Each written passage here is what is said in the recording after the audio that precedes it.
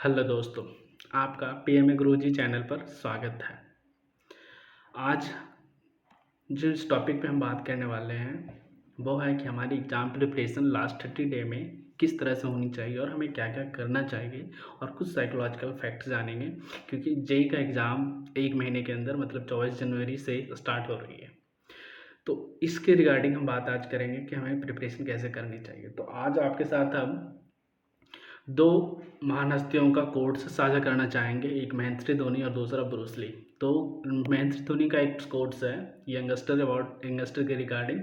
तो youngster are so result oriented nowadays that we actually forget about the process is more important than the results, and if you take care of the process you will get the result. इसका मतलब कि हम लोग आज अपने JEE के exam देते हैं या किसी चीज़ के एग्ज़ाम का प्रिपरेशन करते हैं तो हम सोचते हैं कि हमारी रिजल्ट हो जाए, बट हम ये भूल जाते हैं कि उस रिजल्ट को करने के लिए हमें क्या एक प्रोसेस से गुजरना पड़ता है। उस प्रोसेस को हम याद नहीं रखते और उस प्रोसेस से यूज नहीं करते।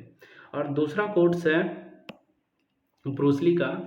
तो ब्रूस ली जी कहते हैं कि I fear not the man who has practice 1000 times kicks once, but I fear the man who has practice one kick 1000 times.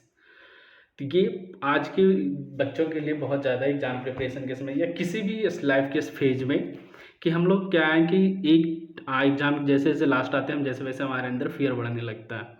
तो हम क्या करते हैं कि आज ये सर से हमने ये पढ़ा, फिर उसी चीज़ को हम किसी दूसरे टीचर से पढ़ रहे हैं, किसी और पढ़ रहे हैं, फिर अपनी नोट्स पढ़ रहे हैं, फिर अपने दोस्तों से पूछ रहे हैं कि हमें कैसे इसका पढ़ना चाहिए, कैसे पढ़ना चाहिए।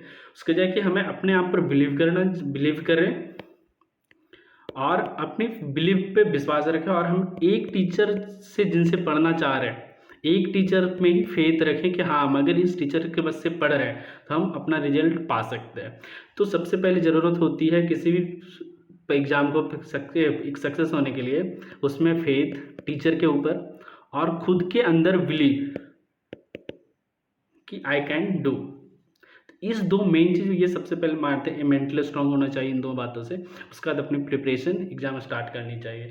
तो उसमें मेन प्रोसेस क्या डिफाइन करते हैं कि प्रोसेस क्या होनी चाहिए हमारे एग्जाम के लिए। अगर आप दो चीज़ें बात होती, एक तो हमारी जो किसी भी एग्जाम के बारे में जाने कि वो एग्जाम किस तरह से होता है, उसमें क्वेश्चन कैसे आस्क होते हैं, तो हमें प्रीवियस ईयर क्वेश्चन के पूरा होना चाहिए, इसकी स्टडी डिटेल करनी चाहिए, डिटेल स्टडी PYQ में कैसे कैसे पीछे से क्वेश्चन पूछे जा रहे हैं। दूसरा, अपने जो नोट्स बनाई होगी इस 2 साल की पढ़ाई में उस पर फेथ रखिए कि अगर हम नोट्स भी पढ़े, रिवीजन बार बार करें तो हम उससे भी पास हो सकते हैं। और उसके साथ साथ PYQ से क्या होता है कि हमारे पुराने साल में क्वेश्चन कैसे पूछे जा रहे हैं, क्या एग्जामिनर सोच के किस तरह का क्वेश्चन क्रिएट करा है, क्योंकि कॉन्सेप्ट हर साल जब से जेई हुआ है तो कॉन्सेप्ट सेम है, बट क्वेश्चन उसका एप्लीकेशन अलग तरीके से क्वेश्चन बनाए जाते हैं कि बच्चे को हम कैसे चेक कर सकते हैं कि उसकी क्वालिटेटिव एनालिसिस कैसी, क्वांटिटी वाइज कैसे हैं बच्चे। तो उनकी वो स्ट्रेंथ चेक की जाती है कि बच्चे कितना थिंक करते हैं किसी चीज़ के ऊपर, या हम ये इक्वेशन है तो इसके ऊपर क्या क्या वो सोच सकते हैं, उसके एनालिसिस बच्चों ने कितना किया, क्योंकि जोड़ घटा तो सबको आती। तो मेन होती चेक करना है, जेई एग्जाम का मेन मोटो है कि हम बच्चों की analysis, thinking analysis, reasoning ability check करना। तो ये चीज़ें हमें आएगी PYQ की प्रैक्टिस से। प्रीवियस ईयर क्वेश्चन जितने ज़्यादा करेंगे, आइदर वो फिजिक्स की हो, केमिस्ट्री की और मैथ की, तो ये लास्ट 30 डे में हमें सिर्फ PYQ सॉल्व करनी चाहिए, नथिंग। ना ही कोचिंग के मटेरियल से हमें प्रॉपर टेंशन लेना है, कोचिंग मटेरियल भी नॉट। और हमें जो ये क्वेश्चन सॉल्व करनी है, ये जो क्वेश्चन सॉल्व करनी है इसमें हमें क्या रखनी चाहिए, विद सॉल्यूशन वाली बुक होनी चाहिए।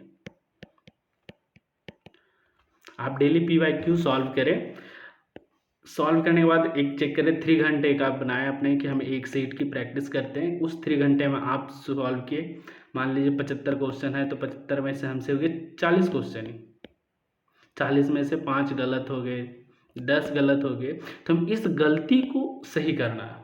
ये जो हमारी गलती है उसको हमको क्या करना, राइट करना। तो राइट कैसे करेंगे, तो हम उसकी सॉल्यूशन देखेंगे कि हमने क्या गलती किया, उस मिस्टेक को नोट करेंगे, उस मिस्टेक को क्या करेंगे, नोट करेंगे, और इसी तरह से हम बाकी जो फिर बचे 35 क्वेश्चन उसका भी देखेंगे कि हमने क्या सोचा था और सॉल्यूशन क्या किस तरह से सोच रहा, उस चीज़ को हम नोट्स करेंगे हर चैप्टर का। हर जितने पी वाई क्यू हैं सॉल्व कर रहे हैं, जैसे 2022 में बहुत 4 दिन एग्जाम हुए, 4 दूनी 8 शिफ्ट हो गए, तो 8 शिफ्ट का पेपर को देखेंगे, उसमें हम एनालिसिस करेंगे कितने लिख रहे हैं।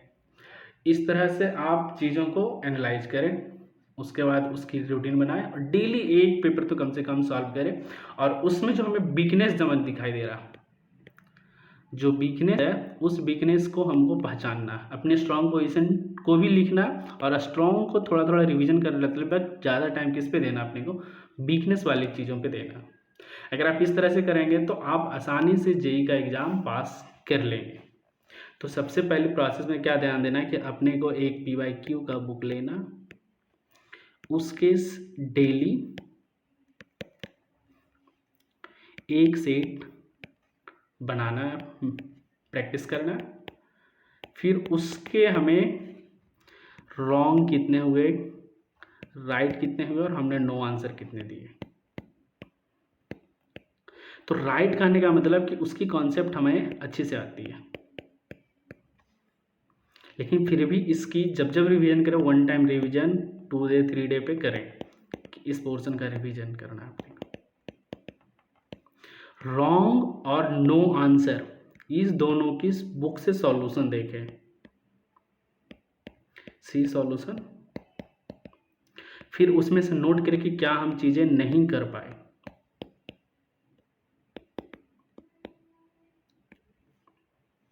फिर उसको अगली दिन सेट मारने से पहले देख लें, या आपको जगने में जिस समय भी मन हो उस समय आप उस चीज़ को, मिस्टेक को नोट करके उसको एक बार देख लें।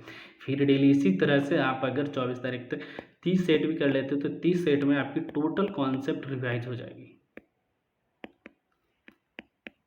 और जो चैप्टर अभी ना पढ़े तो प्लीज़ उस पर फोकस ज़्यादा ना करें, जो मेनली जो टॉपिक आपकी मजबूत है उसी को, मतलब जो चीज़ आपको आता है उसमें तो आप 100% हो जाए, जो नहीं आता उसके पीछे क्यों भागना।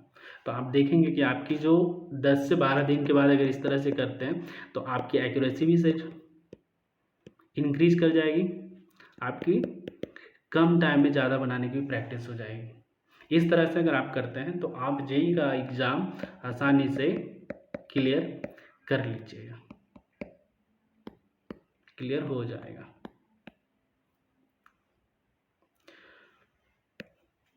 अब बात करते हैं हम कि इसी चैनल पे हम एक सीरीज़ लेके आ रहे हैं जिसका नाम है LCTQ, मतलब learn concept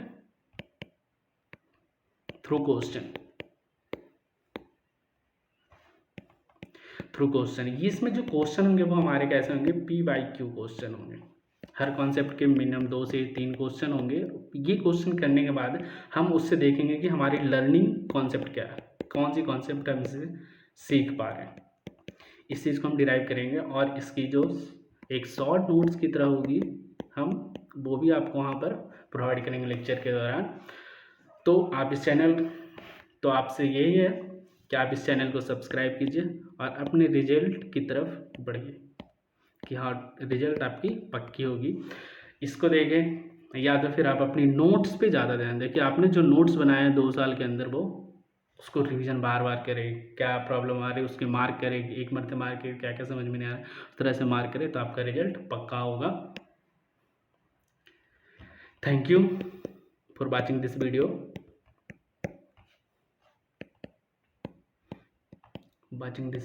Please like, share and subscribe this channel.